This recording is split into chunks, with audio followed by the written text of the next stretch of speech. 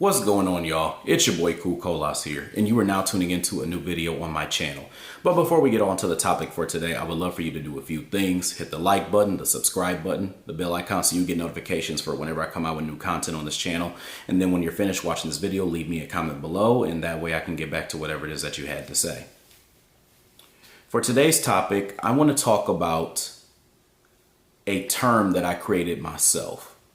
And this is based off of some of the regular patterns that I've been seeing. I call this trope the black tech support trope. In other words, I want to talk about the black nerd that is portrayed as unrelatable in media. Now let's get into it.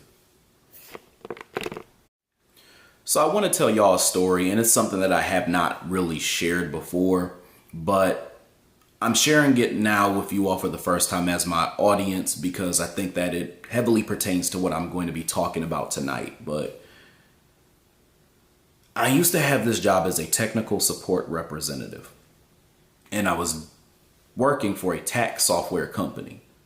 And so we had clients, and they were these privileged suspected white supremacists that would call in. They had these big businesses and they'd have problems with the tax software that they were using. So they would call us in order to fix the issues that they had. And ultimately, these were issues that they pretty much caused themselves about 90% of the time. But they would bitch and yell and moan and act like a wet hoe when they would get on the phone with us on the other end. So it's interesting how I was placed in this position where I am a black male nerd who had to maintain a certain level of professionalism and decorum and also show off my abilities to have tech savviness and be able to use that tech savviness to be able to solve problems for these privileged white folks. And interestingly enough, I see a much more twisted version of what I had just explained to you in the media that I watched pretty regularly. Very often, especially in comic TV shows and movies, you see this trope of a black nerd who is portrayed as somebody who is good with tinkering with computers and technology and all types of shit. They're generally portrayed as highly intelligent. A lot of times they wear glasses and they just have the typical nerd archetype that everybody is used to seeing. And the one thing that I have seen that is almost a constant in every single one of these instances is that this individual is portrayed as somebody who is subservient or doing all of this for somebody who is white, who ultimately is supposed to take all of the thunder and the spotlight for defeating this villain because they had this black person who was giving them intel and was doing all of their tech. And it kind of reminded me again of my job where I was a technical support representative who was trying to get things up and running so that this privileged white person could continue to be the main character in their own story and have their business running because I solved a problem that they had initially really screwed up themselves, but they were blaming us and as technical support representatives for not being able to fix.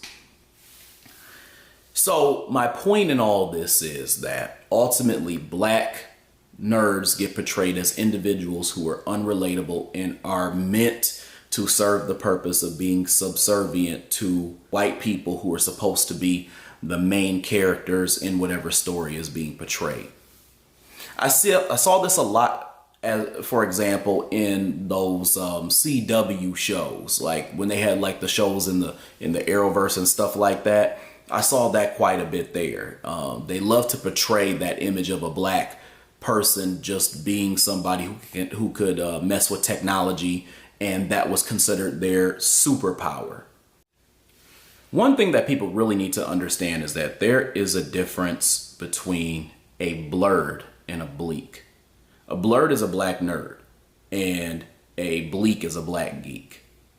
The reason why this is important to differentiate is because ultimately A black nerd is somebody who is not only in tune with black culture, but also enjoys a lot of the whimsical things that come with being a nerd, such as maybe math and science, or such as, you know, someone who looks at comics, or somebody who is into artistic endeavors. And there's a certain aesthetic that comes with it. There's the ability to be in tune with black culture, and then there's also a level of maybe being socially aware as well too. But there's also still a level of social awkwardness to a certain extent, because you're talking about things that are generally not popular to the public. Now, they're getting more popular over time, obviously, but there's a level of unpopularity that comes with being a nerd and talking about nerdy things.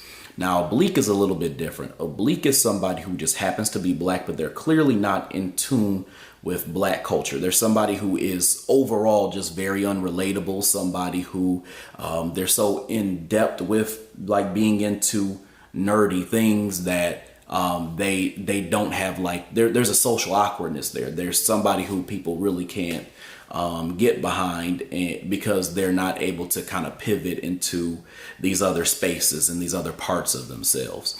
And that's very important, because blerds are people who deserve to be represented properly, because we are in tune with black culture, and there are certain things that we do in certain ways that we deserve to be portrayed in the right way when it comes to media. And ultimately, when we look at the images that we see in these different movies and television shows, specifically comic movies and television shows, we often see a bleak and not a blurred. So I wanted to make that clear. And one of the things that they tend to do is they tend to put this non-monolithic gimmick on the bleak that they're portraying, which is why they're being called oblique in the first place. Because a lot of us blurs, because we're in tune with black culture, care about the prosperity of black relationships and the black family structure. And we also, you know, are not going to just be subservient to white folks. You know, we are able to identify the things that are anti-black, and we are also able to, you know, speak up for when we are being played for a fool. As a result, we know why we are great as black people, and we respect our culture as black people. Whereas a bleak really just wants to be accepted by the dominant society often. So the reason why I think this is very important is because they often put tropes onto these bleaks, in addition to them being this hyper smart black person who is supposed to do the tech for this white superhero. And a few of the things that I typically see is that they'll make this black person not really strong. They'll make them, they're usually kind of weak and feeble, and they need either a robot suit in order to be able to fight, or they literally are helpless and they have to wait for some white savior to come and try to come to their aid. They put them in interracial relationships. So a lot of times they have these brothers and even sometimes sisters just swirling, or they make them asexual where they don't have a partner at all, or they make them LGBT. That's often what they like to do with these different characters who are considered bleaks. And good examples of this would be the Curtis character who was in Arrow, the Chester character who was in The Flash, the Beth character who was in Stargirl, and then Phastos, who was in a Marvel movie, The Eternals, and also as well too Luke Fox, who was in Batwoman. Consider that all the characters that I just named fit the criteria of one of the categories that I had just mentioned. Either they are LGBT, they are in an interracial relationship, specifically they are swirling, or they are subservient to somebody who is white and is considered the main superhero of that particular series. So every single person I just named is in one of those categories, if not a few.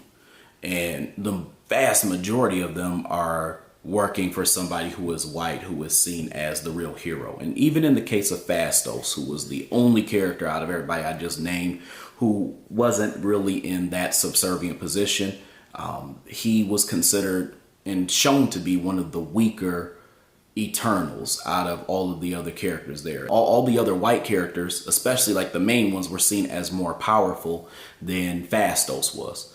So the point I'm trying to make is that they're shown as not that powerful. Matter of fact, some of them may not even have powers at all. So nothing that's magical, nothing that's mystical, nothing that's supernatural. They're just individuals who can fuck with a computer, and that's pretty much it.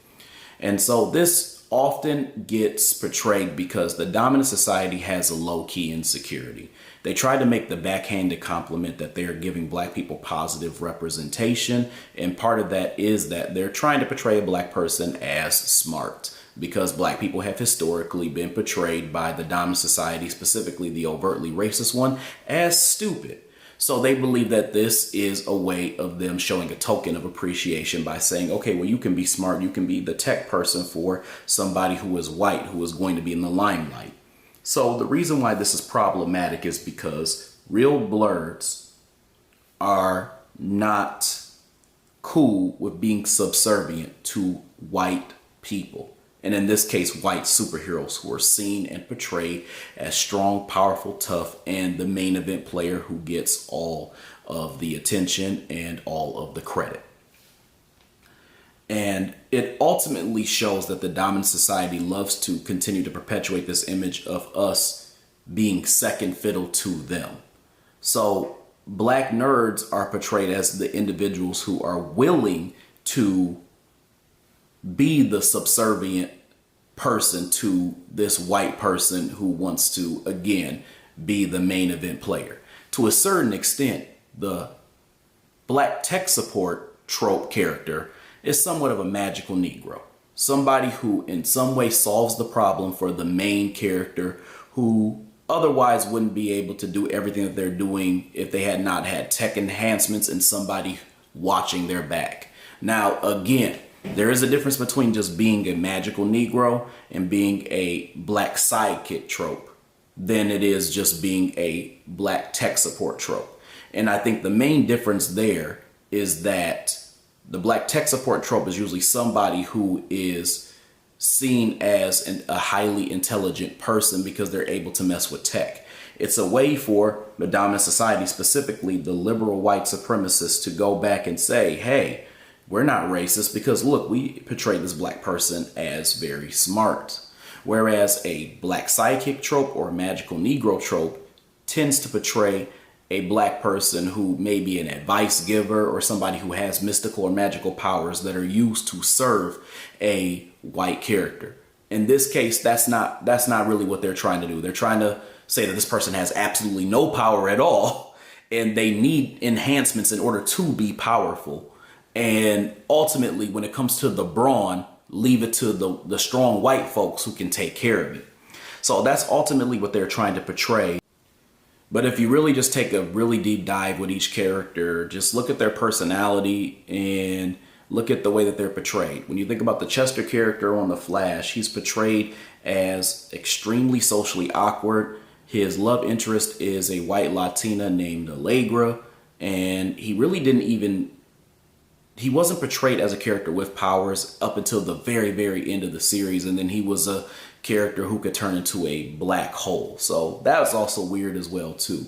And he was often put in these scenes where he was begging white people for a second chance. Like, for example, there was a scene where he was talking about how brothers like his teacher was an old school brother who had put him down. And that's one of the reasons why he kind of felt let down when he wasn't able to help Barry, a white superhero, to be able to accomplish his goal. Because in his mind, he was told by this black teacher who was, I guess, portrayed as oppressive, that brothers like him don't really get another chance. And he was telling this story to Killer Frost, who's a white woman. And she basically told him, well, here I am giving you another chance. So that's one example. Then you had characters like Curtis in Arrow, who really is embarrassment because not only is he the weakest member of the whole Team Arrow getup, but he also is not even the best tech support person, because they had a white woman, Felicity Smoke, who was the love interest of the series. And she actually was portrayed as the head tech person. So he wasn't even somebody who could even shine in that department itself. He was just there to simply be some type of misrepresentation of black people, because they also made him LGBT. They put him with a white man. They made him kind of effeminate because he almost was taking on the behavior of Felicity Smoke as well too. And then on top of that too, they totally altered him from how he was in the comics. So the Curtis character, who is really Mr. Terrific in the comics and is also Mr. Terrific in the Arrow show, was essentially turned from being a black man who was a Blerd. He had a black wife, he had children, he was very strong, powerful, that type of thing. He also was hyper intelligent. Matter of fact, he was deemed one of the most intelligent people in the DC universe. He was turned into somebody who was LGBT, and you know this was done on purpose because even his white husband had a very similar name to the wife that was in the comics, who was a black woman. So that was one thing. Another thing that I noticed too is that he, again, now instead of him being an actual like masculine male who was very intelligent, now he's effeminate. He's also not the smartest, and he's portrayed that way as well too. He's also portrayed as somebody who is generally weak and can barely hold his own in fights, even against the other Arrowverse team members. And that's shown when he's not really able to hold his own for real with Roy Harper. So that was basically the issue there with his character. Also, even with the Fastos character, he also wasn't really relatable too, because you typically don't see a black nerd who is walking around and, you know, he has a black, or he has a white Hispanic or white male love interest. He's also like, he's good at tech, but he's also like the weakest person on like the team amongst other white people. It usually doesn't really go like that. You usually don't really see that type of get up. So it's just that these nerds that they're trying to portray, or these bleaks that they're trying to portray, are just really unrelatable. And so they're trying to say that that's a representation of us, which is the Blerd community, and it's not a great representation of that. I would like to see more representation where you have characters such as Carlton Banks, or you have characters such as Randall Pearson. They're great examples of black male nerds who were masculine, pro-black, and also had some level of relatability. Now, some people, they may ding me on the whole Carlton thing because they were saying, well, he capitulated to a lot of things with the dominant society because of the Young Republicans thing and stuff like that. But hear me out, y'all. At his core, Carlton Banks was pro-black. All of the women that he dealt with were black. All the women that he liked were black. Even with the Carlton character, I mean, he was portrayed as somebody who also was a good dancer as well too. So he had rhythm. You know, the only other thing I also noticed is that when they left Carlton in the hood, remember, he turned that bitch kind of upside down. I mean, let's be real here. So ultimately, Carlton was a good example of a black nerd, somebody who was able to, you know, be privy to wanting to hang around black people and to love black women, but also like had a very nerdy and quirky side to him that some people just really didn't understand. And then even with the Randall Pearson character, he was even better. I mean, like, this dude was totally in tune with his black culture, despite the fact that he had been raised by, you know, by a white family. And he also had a beautiful black wife as well, too, and black children. And he was a masculine black nerd as well, too. So that's the type of, in my opinion, representation that we need to see, because those characters are positive examples of black nerds that represent us in a good way. But the stuff that we see with these other characters, that's not a good representation of who we are, nor do I champion and support any of what I've seen with that nonsense. All right, y'all. I hope you enjoyed this video. I hope you enjoyed what I had to say, and I'll definitely have more to come. So stay tuned. Other than that, I hope y'all have a great rest of y'all's night. Peace.